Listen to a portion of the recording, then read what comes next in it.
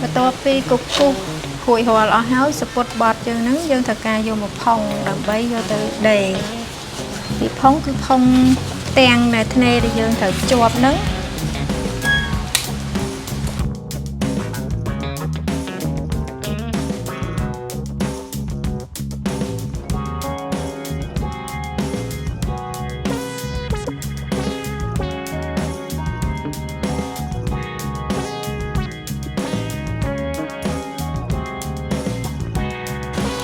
ផុងរួចរាល់ហើយយើងយកទៅដេរបន្ត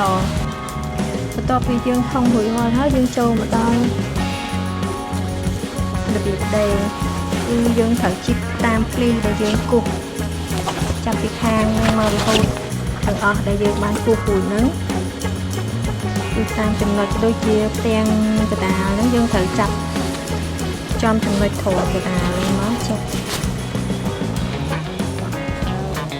ដេរយកតាមគំនូសដែលយើងគូសហ្នឹងគឺ1សង់ទីម៉ែត្រភ្លីមួយវិញគូសភ្លីហ្នឹងយើងត្រូវ